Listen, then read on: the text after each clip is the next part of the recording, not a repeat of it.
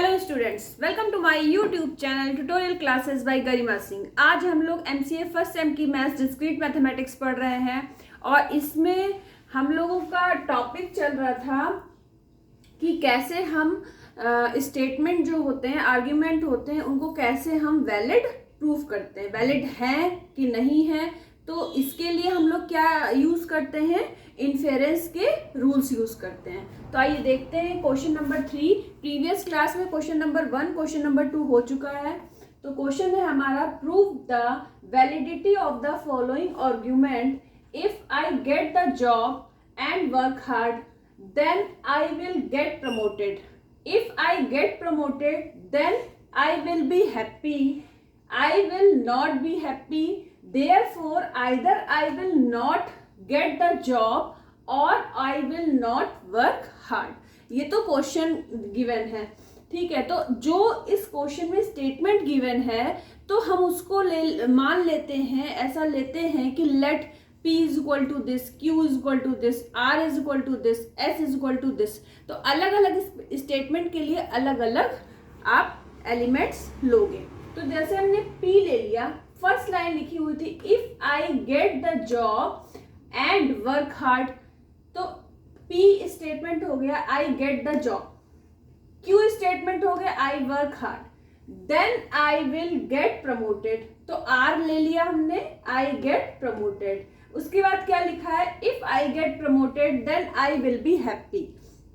तो I will be happy ले लिया हमने S के लिए, ठीक है। तो P, Q, R, S ये 4 स्टेटमेंट हो गए। अब देखिए, then the given arguments can be written in symbolic form, ठीक है। अब सिंबॉलिक फॉर्म में लिखना है तो इस स्टेटमेंट को हम कैसे लिखेंगे। सबसे पहले इस लाइन को आप पढ़िए ध्यान से, if I get the job and work hard. And लगा है, एंड कंजंक्शन होता है, इसको हम इंटरसेक्शन से या फिर ये वाला इसका साइन होता है, ठीक है। तो आई गेट द जॉब एंड के लिए यूज होगा, एंड वर्क हार्ड के लिए कौन सा यूज हुआ है, Q।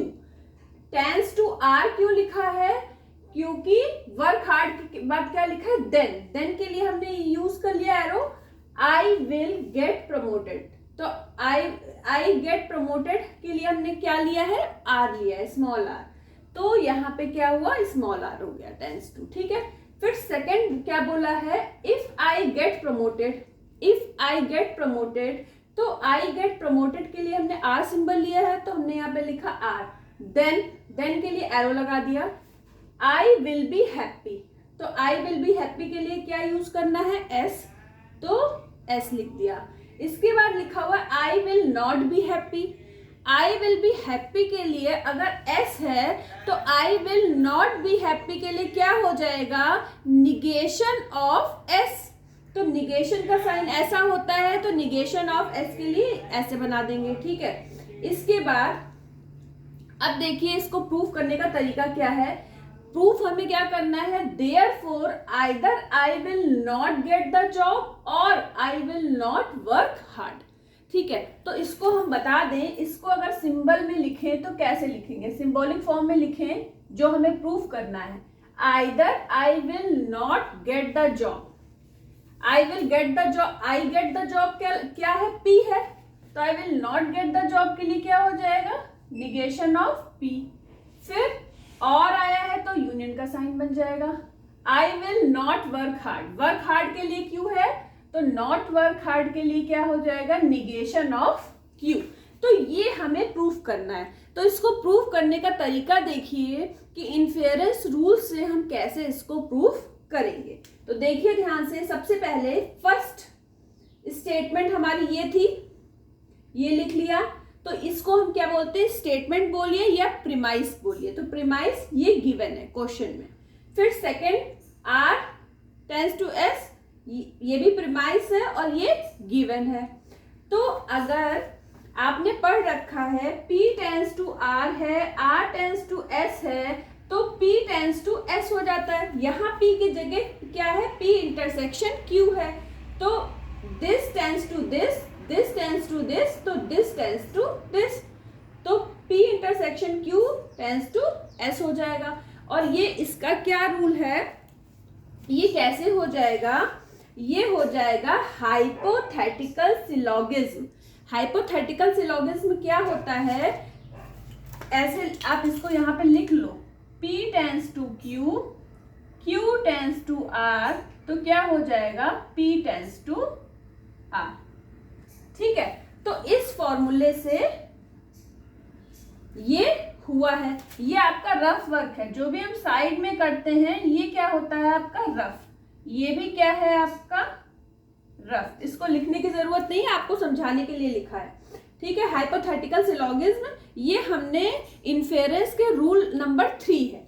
ठीक है, इसके बाद निगेशन ऑफ एस, ये देखिए क्वेश्चन में गिवन है तो प्रीमाइस गिवन। अब आपको पता है जो एक मिनट, मोडस होता है ना, मोडस, एक मिनट, जो आपका मोडस टोलेंस होता है। ठीक है, तो मोडस टोलेंस का फॉर्मूला क्या होता है, P टेंस टू Q। अगर फर्स्ट स्टेटमेंट है फिर P लिखा है तो कंक्लूजन, सेकंड स्टेटमेंट में केवल P है, फर्स्ट स्टेटमेंट में P टेंस टू Q है, तो कंक्लूजन आता है Q। तो इसी तरीके से अब ध्यान से देखिएगा, थर्ड वाला स्टेटमेंट क्या है, अगर इसको आप P मान लो, P टेंस टू S, फिर निगेशन ऑफ S, तो इसको हम क्या लिख सकते हैं, negation of P intersection Q।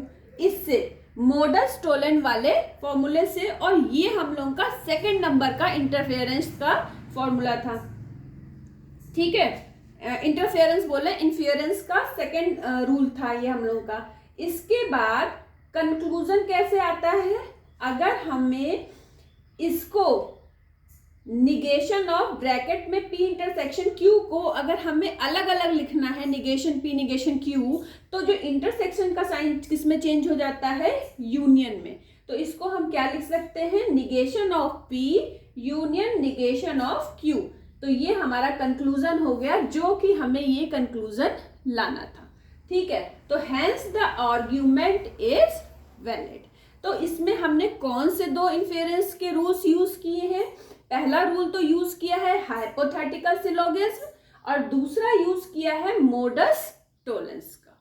ठीक है, और उससे ये क्वेश्चन आपका सॉल्व हो गया।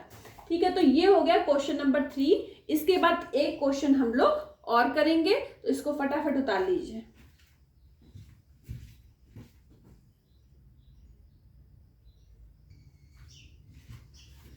अब देखिए हमारा नेक्स्ट क्वेश्चन है, show that the conclusion T। अब इसमें सिंबॉलिक ही तरीके से लिखा हुआ है, show that conclusion T follows logically from the given premise. Premises क्या गिवन है, P tends to Q, Q tends to R, R tends to S, negation of S और P यूनियन T। ठीक है, तो ये गिवन है। तो the given premises are enlisted, apply natural deduction process using the rules of inference to show that they lead to the conclusion। ठीक है, तो अब इसको हमने दो तरीके से किया है, चाहे इस तरीके से करिए चाहे इस तरीके से करिए, दोनों ही तरीके बिल्कुल ठीक है। ठीक है, तो सबसे पहले तो हमने जो गिवन था वो लिख लिया, दोनों साइड, ये चाहे इस तरीके से करिए चाहे इस तरीके से करिए, दोनों सही है।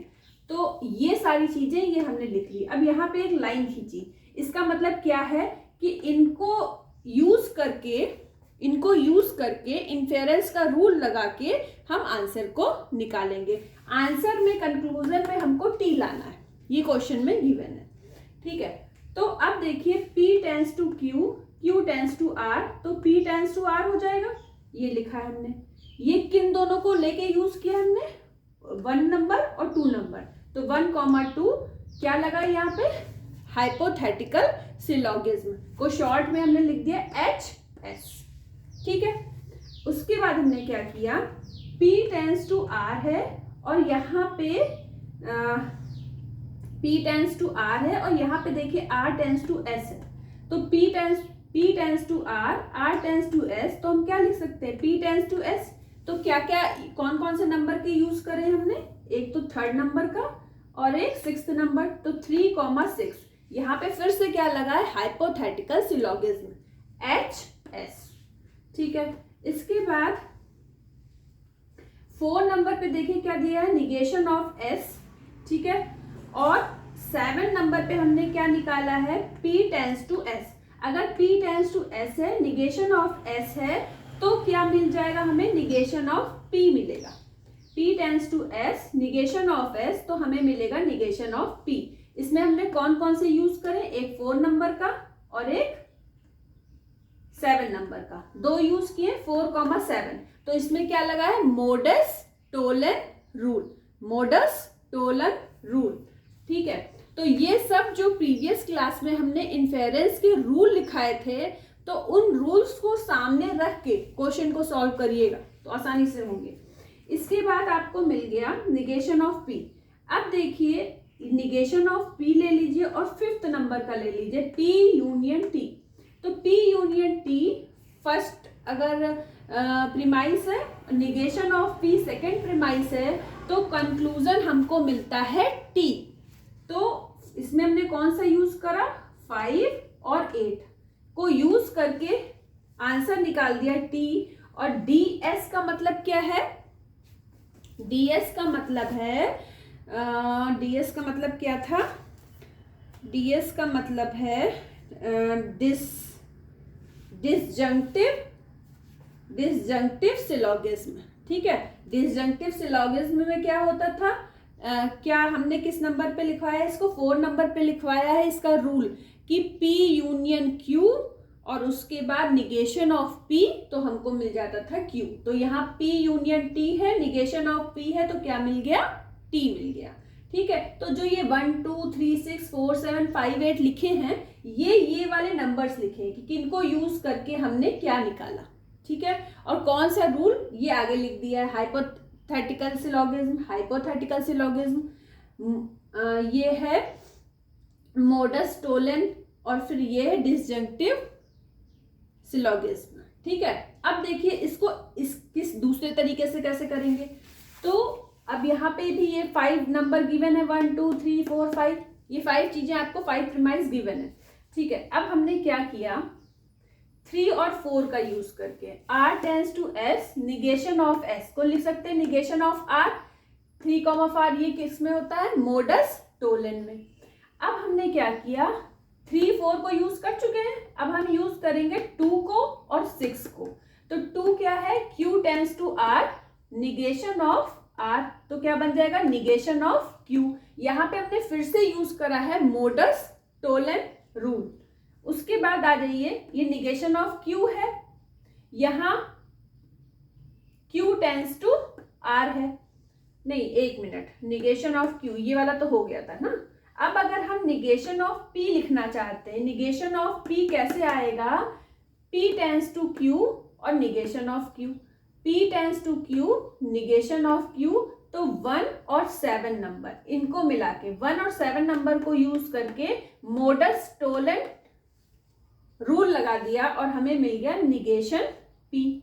अब निगेशन P और 5th वाला निगेशन, अब देखिए यहाँ पे भी 8 नंबर पे निगेशन P आ गया था और 5th नंबर पे ये लिखा ही हुआ था, तो 5th को और 8th को, ऐसे यहाँ पे भी 5th और 8th सेम है, इन दोनों को यूज करके हम T ले आए और यहाँ क्या हो गया, डिसजंक्टिव सिलोगिज्म यूज कर लिया, ठीक है। तो दोनों तरीके से इसको हम कर सकते हैं।